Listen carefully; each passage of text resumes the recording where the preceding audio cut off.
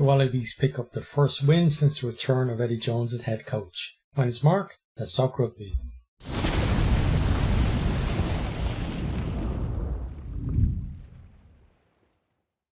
Australia get a decent start in this one. They put a kick in behind, then work the ball right up to the line. Then they get it out onto the left to Piutau, who just shrugs off a tackle and goes over to score in the corner. Donaldson misses the touchline conversion. It's 5-0 to the Wallabies. Gordon then gets charged down at the restart and Georgia win a penalty. Matmaka slots it for 5-3. Then Lobzanadze he's told by the ref twice that the ball has been carried back into 22, but he still kicks it out on the full. It's a chance for Australia to attack. Bell with a really good carry for them, but then Skelton knocks it on.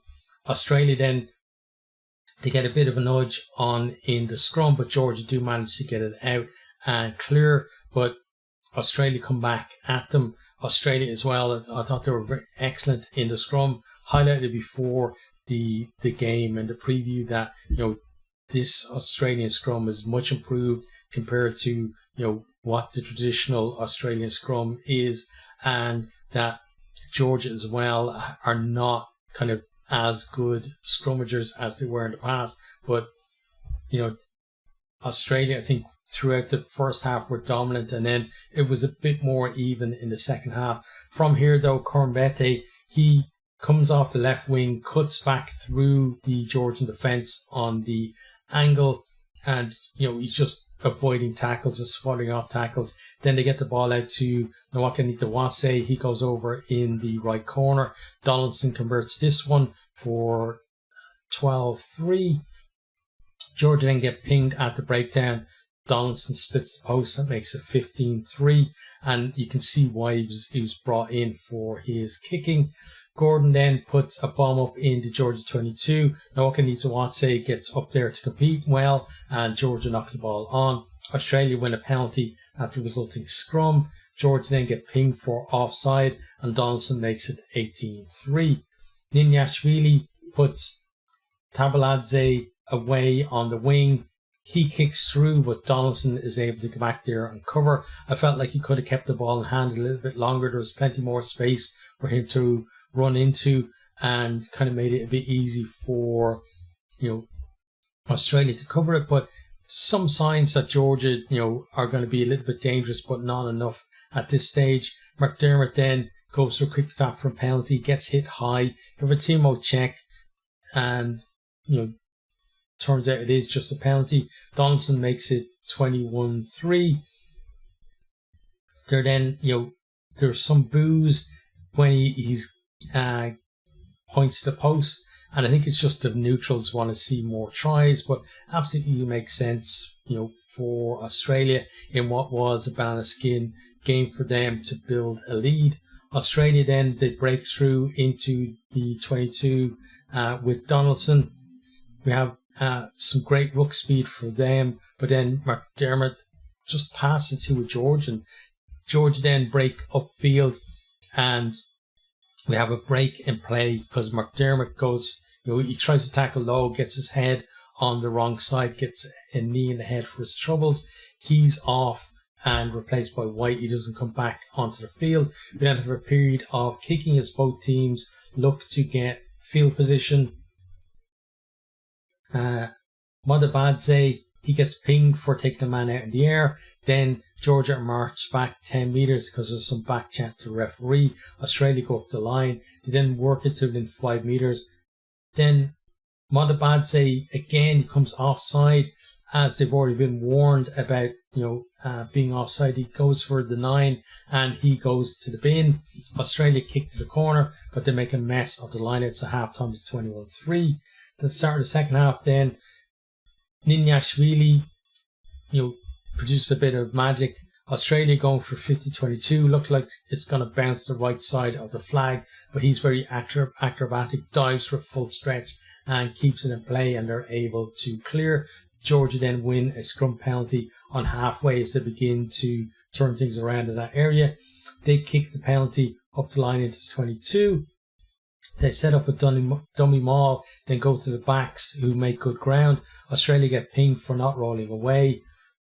Georgia go back to the corner from the penalty.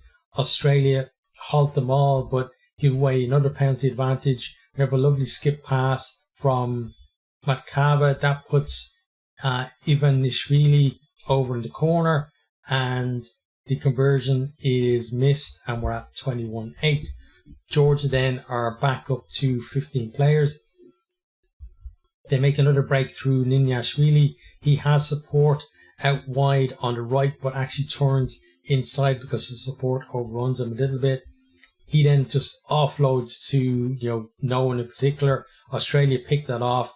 Then Tupou, he breaks, gives an amazing offload out to Donaldson, who goes over to score. That really was like the moment, I think, that broke Georgia, because it looked like they were maybe on for a score that would make things tight, and suddenly instead Australia are down the other end scoring. Donaldson converts his own try for 28-8, and it was just a big turn of momentum there, and the game looks gone from a Georgian point of view then. Wind just goes completely out of their sails, and Australia, they go in search of that bonus point try.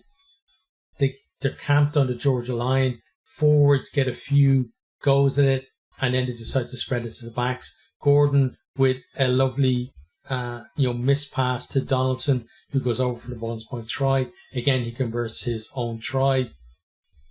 Georgia, they attack off the back of a scrum. They cut through the Australian defence. Some really good hands and some good movement. Tabatsadze, though, he drops the ball under a little bit of pressure from Nawakanitawase, but really should have scored a try there in the corner. They then break again down the left, but Tabatsadze, this time he just throws a loose offload. Again, just an overly, and the move kind of breaks down. They then they win a penalty for offside. They decide to go to the corner, and Sharakadze comes on the loop from the line out off the top. It's recycled. Gigiashvili, he goes over to score. Then Matvaka converts for 31-15, and that was our final score. So I think Australia, they did well to get their win. A lot of people were, thinking that Georgia might even upset them in this one, but they started well. They built their score from the tee, which I think was very important, and then they got that bonus point try in the end.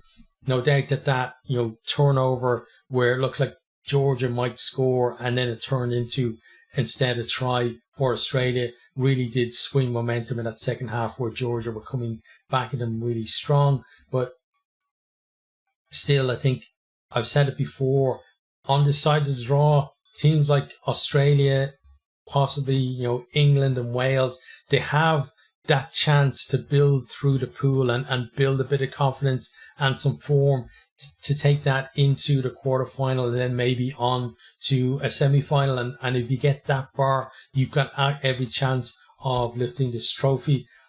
Australia, they hadn't won since Eddie Jones came back, and this is going to really boost them up, and who knows where they're going to go from here. For Georgia, they were poor in that first half. They got monstered a few times in the scrum, turned that around completely in the second half, where they were the ones that won the penalties and getting parity in other scrums as well. But I felt like they didn't offer enough threat when earlier on in the game, and let themselves be that far behind. That intercept just completely killed them. So next time they're going to have to try and start a bit better, keep the score tighter, and try and get themselves, kind of nudge themselves ahead. But there were signs that there's some hope for them. I think in the pool that they're in, I think the top four teams, like any one of them could beat